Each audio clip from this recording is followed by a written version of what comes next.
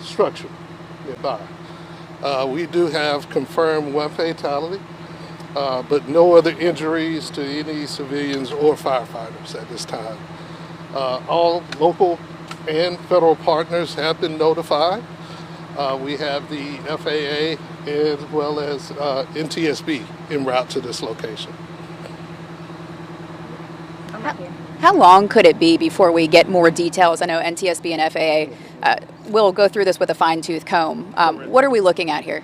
Well, when it comes to those type of investigations, thoroughness is of the essence. And so it's hard to anticipate that, but that we ensure that a thorough investigation is initiated. How do you prepare for something like this? This is very, very uncommon to have, especially what a miracle that none of the homes were hit. Kind of makes you wonder, did the pilot know what was happening and was able to get out of the way? Well, being an all-hazards fire department means we prepare for all hazards. And so initial crews were once again able to quickly arrive on scene and mitigate this situation. And when it comes to this response, with a plane crash, what are you guys looking for when it comes to a response like this? First and foremost, life safety. First and foremost. Secondly, property conservation.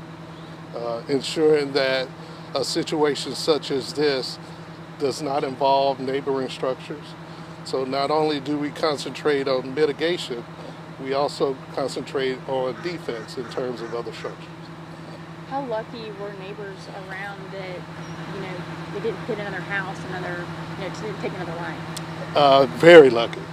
And we can only credit that pilot for that situation, for having the wherewithal to not involve another structure.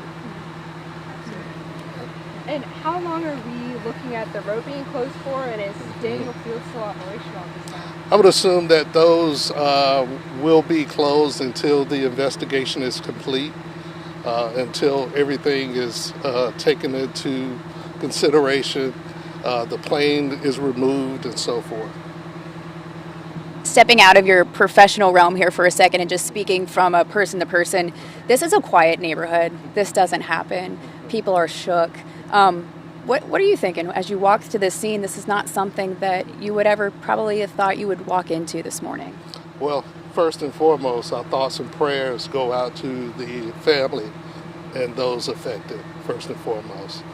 The safety of our citizens is the utmost importance, but first and foremost, our thoughts and prayers go out to the family affected. What comes next? What happens next now? You guys are cleaning up the scene. What happens next in the investigation? Hopefully, our community can eventually resume some normalcy. All right. Well, I basically just hopped in here. My camera's just right there. But what kind of caused the crash, if you know so far? All of that, correct. All of that is under investigation at this time. We tend not to speculate, but to allow the investigation to take its course. Yes, sir. And so I know that have the FAA arrived yet? I know from previous information that they were en route. That is still the case. Okay. Where are they coming from, Atlanta? Some possibly, different locations throughout the state. How long is this plane going to be here?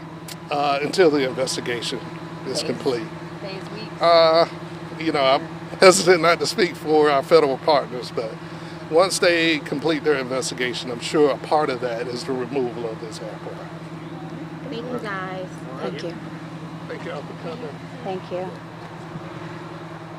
All right, let's jump over to Catherine real quick. Okay. And you were listening to the fire chief as he explained what comes next following that tragic plane crash today near Daniel Field. At least one person dead, according to the coroner in Richmond County. NTSB and the FAA now investigating.